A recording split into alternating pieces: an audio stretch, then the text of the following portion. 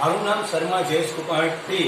હું સ્વનિર્ભર માધ્યમિક શાળામાંથી આજથી તમને ધોરણ 9 વિજ્ઞાન વિષય ભણાવીશ. નમસ્કાર મિત્રો, આજે આપણે ધોરણ 9 વિજ્ઞાન પાઠ 5 સજીવના પાયાના એકમ વિશે આપણે સમજશું. તમને ખબર હશે ધોરણ 8માં તમે ભણી ગયા સજીવના પાયાનો એકમ કોષ છે. સજીવના પાયાનો એકમ કોષ છે. તો સૌ પ્રથમ એની વ્યાખ્યા જોઈએ. કોષ છે તે સજીવનો બંધારણીય એકમ છે. શું છે? બંધારણીય એકમ છે. બંધારણ એટલે કે સજીવના રચનાત્મક, સજીવ શરીરનું રચનાત્મક અને ક્રિયાત્મક એકમ પણ એને કહેવામાં આવે છે. શું કહેવામાં આવે? રચનાત્મક અને ક્રિયાત્મક એકમ કહેવામાં આવે છે. તે માટે દરેક સજીવની રચના માટે કોષ જવાબદાર છે. દરેક સજીવની રચના માટે કોષ જવાબદાર છે. કોષમાંથી પેશી, અંગ અને તંત્ર, પછી સજીવ શરીરનું નિર્માણ થાય છે. હવે એના પછીનો બીજો પોઈન્ટ છે કોષની શોધ. તમને ખબર હશે 8મા ધોરણમાં ભણી ગયા કે કોષની શોધ ઈસવીસન 1665માં રોબર્ટ હુક નામના વૈજ્ઞાનિકે બુચ નામની વનસ્પતિમાંથી સ્વનિર્મિત સૂક્ષ્મદર્શકની મદદથી તેણે ખાનાવાળી રચના જોઈ. આ ખાનાવાળી રચનાને તેણે કોષ કીધું. કોષ શબ્દ આપ્યો. કોષ શબ્દ આપ્યો. આ કોષ એ અંગ્રેજી શબ્દ, કોષ એ અંગ્રેજી શબ્દ સેલ ઉપરથી આવેલ છે. આ સેલ એ લેટિન ભાષાનો શબ્દ છે. સેલ એ કેનો શબ્દ છે? લેટિન ભાષાનો શબ્દ છે. તેનો અર્થ થાય છે નાનો ઓરડો. શું થાય છે? નાનો. હવે છે પોઈન્ટ નંબર 3 છે કોષના ભાગો. કોષના મુખ્ય 4 ભાગો છે. કોષના મુખ્ય 4 ભાગો છે: કોષરસ, કોષ કેન્દ્ર, કોષરસ પટલ અને કોષ દિવાલ. કોષના મુખ્ય 4 ભાગો છે. સૌપ્રથમ કોષની મધ્યમાં આવેલા ભાગને કોષ કેન્દ્ર કહેવામાં આવે છે.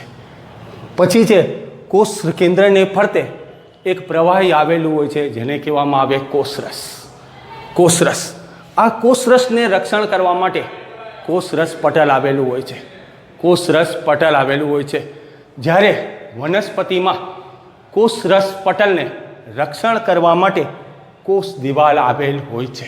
વનસ્પતિમાં કોષ દિવાલની હાજરી હોય છે, જ્યારે પ્રાણી કોષમાં કોષ દિવાલ હોતું નથી.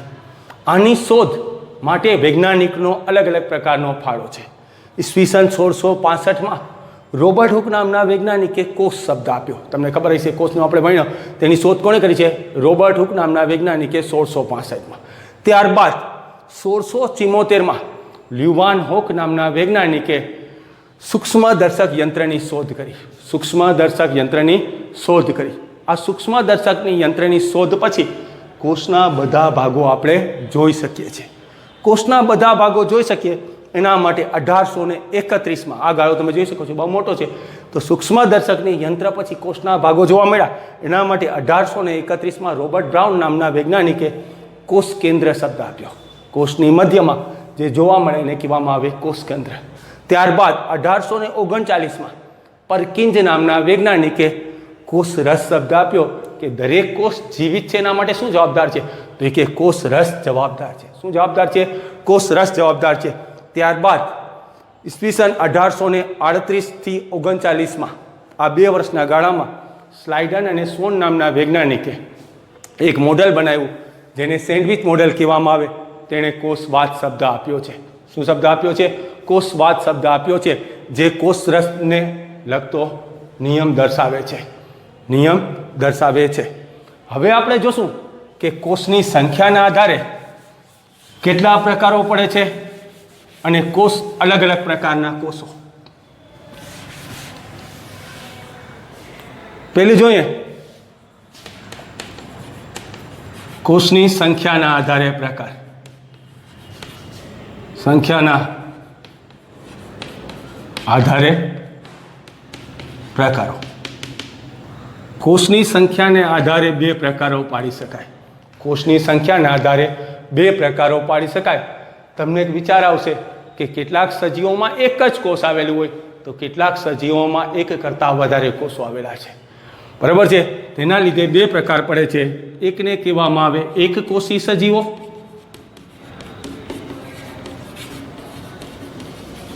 અને બીજો પ્રકાર છે બહુકોષી સજીવો. બહુકોષીય સજીવો, એકકોષી સજીવો અને બહુકોષીય સજીવો. એકકોષી સજીવોમાં જોઈએ, આ એક તફાવત તરીકે પરીક્ષામાં પૂછાઈ શકે, આ તો આપણે લખવામાં આવશે નોટમાં, એકકોષી સજીવો અને બહુકોષી સજીવો. પહેલાં આપણે જોઈએ એકકોષી સજીવો કોને કહેવામાં આવે. એકકોષીય સજીવો કોને કહેવામાં આવે? એમ કહેવામાં આવે જે સજીવોની રચના માત્ર એક જ કોષથી બનેલી હોય તેવા સજીવોને શું કહેવામાં આવે? એકકોષીય સજીવ. માત્ર એક જ કોષથી થયેલી હોય તેવા સજીવોને શું કહેવામાં આવે? એકકોષીય સજીવો કહેવામાં આવે છે. એકકોષીય સજીવો એટલે એક જ કોષથી બધા કાર્યો કરી શકાય છે. એક જ કોષથી બધા કાર્ય કરી શકાય એટલે વિવિધ અંગિકાઓનો અભાવ જોવા મળે છે. અંગિકાનો અભાવ જોવા મળે છે.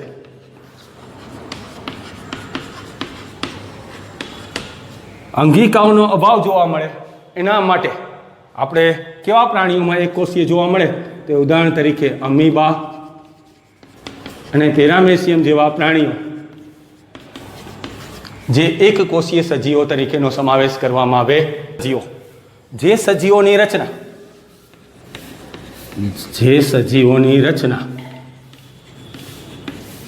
એક કરતા વધારે કોષોથી બનેલી હોય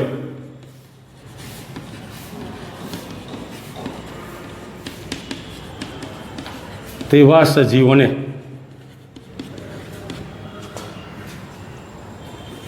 બહુકોષી સજીવો કહે છે.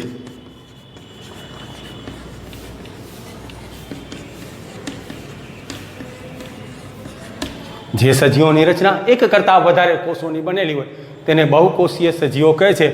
બહુકોષીય સજીવોમાં આપણો સમાવેશ થયો છે કે કોષો વધારે છે તો કોષોમાંથી શું બનશે? અંગ અને પેશી બનશે. એટલે બધી અંગિકાઓની હાજરી જોવા મળે છે. બધી અંગિકાઓની હાજરી જોવા મળે છે. અને ઉદાહરણ તરીકે આવશે મનુષ્ય, પ્રાણીઓ અને વનસ્પતિ.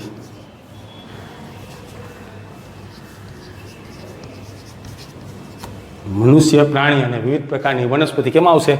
બહુકોષીયમાં આવશે. આ એક પ્રકારનો તફાવત પૂરો થયો.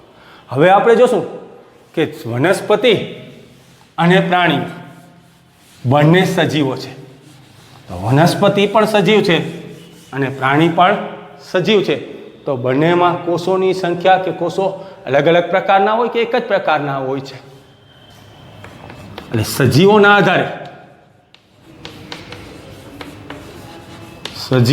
આધારે કોષના પ્રકાર.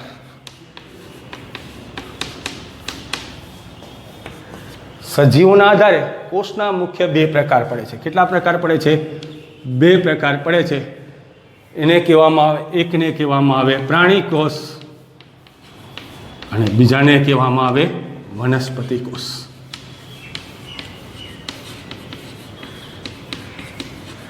શું કહેવામાં આવે? એકને કહેવામાં આવે પ્રાણી કોષ અને બીજાને શું કહેવામાં આવે? વનસ્પતિ કોષ. હવે આપણે જોઈએ પ્રાણી કોષ એટલે શું? જે કોષ પ્રાણીઓમાં આવેલ હોય, જે કોષ પ્રાણીઓમાં આવેલા હોય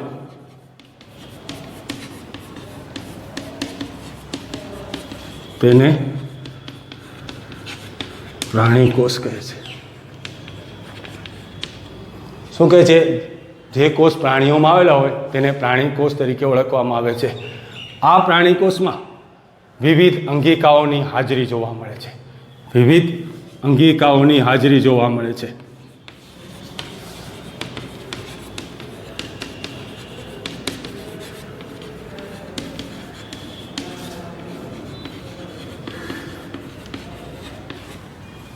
નંબર 3 જોઈએ કે પ્રાણી કોષ છે તેમાં વિવિધ અંગિકાઓની હાજરી જોવા મળે છે. જેને માઇક્રોસ્કોપમાં જોવામાં આવે તો તેનો આકાર ગોળાકાર અથવા લંબગોળાકાર જોવા મળે છે.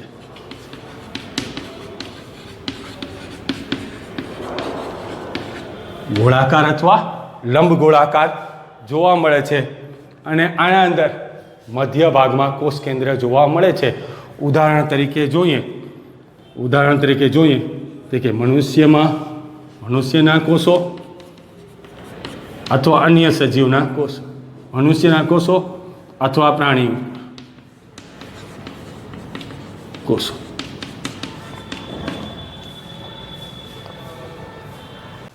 જે કોષ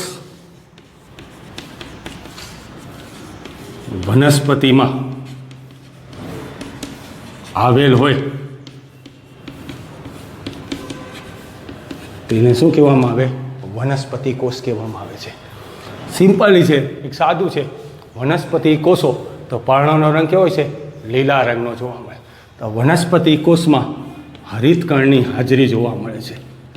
હરિતકણની હાજરીના હિસાબે તે પોતાનો ખોરાક આપમેળે બનાવી શકાય છે, માટે તે સ્વયંપોષી પોષણ દર્શાવે છે. સ્વયંપોષી પ્રકારનું પોષણ દર્શાવે છે.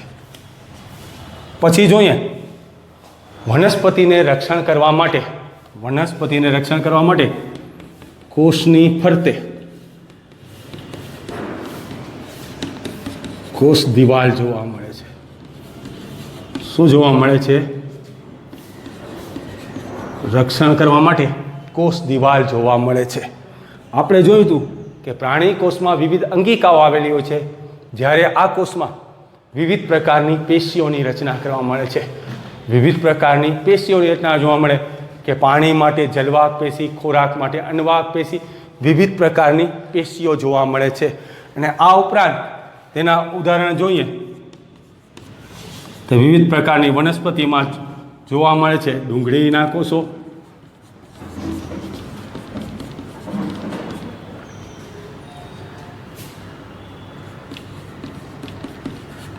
અને મકાઈના કોષો. ડુંગળીના કોષો અને મકાઈના કોષો છે એ વનસ્પતિ કોષ તરીકે ઓળખવામાં આવે છે. હવે છે દરેક કોષોમાં તમને ખબર છે સજીવોમાં કોષો આવેલા છે. સજીવોમાં કોષોની સંખ્યા, કદ અને આકારમાં વિવિધતા જોવા મળે છે. કેટલાક પ્રાણીઓ છે એને આપણે સૂક્ષ્મદર્શક યંત્રમાં જોઈ શકીએ છીએ, તો કેટલાક પ્રાણીઓને આપણે રૂબરૂ પણ જોઈ શકીએ છીએ. કેટલા મોટા છે એના માટે સંખ્યા, સજીવ કોષોમાં સંખ્યા 1થી લઈ ને 10⁻12 જેટલા કોષો જોવા મળે છે.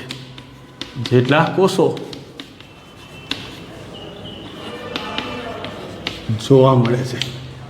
10⁻12 કે એના કરતાં પણ વધારે કોષો જોવા મળે છે સંખ્યાના આધારે. જો એક હોય તો એક કોષી અને એક કરતાં વધારે હોય તો બહુકોષી. પછી કદ સૌથી નાનું છે, સૌથી નાનો કોષ કહેવામાં આવે, સૌથી નાનો કોષ એને કહેવામાં આવે બેક્ટેરિયાનું ઈંડું. સૌથી નાનો કોષ છે એ બેક્ટેરિયાનું ઈંડું છે. અને સૌથી મોટો કોષ છે, સૌથી મોટો કોષ એ શાહમૃગનું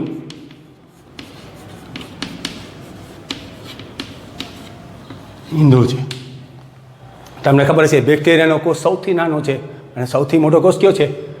શાહમૃગનું ઈંડું છે. તે પણ કેટલા કોષથી? એક જ કોષથી બનેલા જોવા મળે છે. હવે આકારમાં જોઈએ, સજીવોની રચના, કદ અને આકારમાં ફેરફાર જોવા મળે છે. કેટલાક સજીવો નાના છે તો કેટલાક મોટા છે. તેના માટે અલગ અલગ પ્રકારના આકારમાં જોવા મળે છે.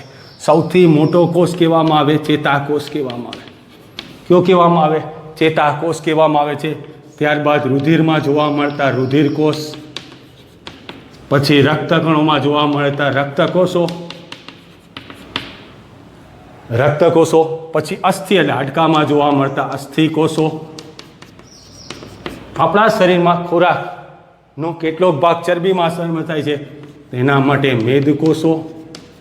આવા વિવિધ પ્રકારના કોષો જોવા મળે છે, જેમાં સૌથી મોટો કોષ ચેતાકોષ છે કે જેનો આકાર અલગ છે જ્યારે રુધિરકોષોનો આકાર ગોળ કે લંબગોળાકાર જોવા મળે છે. આ છે સજીવોમાં કોષની સંખ્યા, કદ અને આકારમાં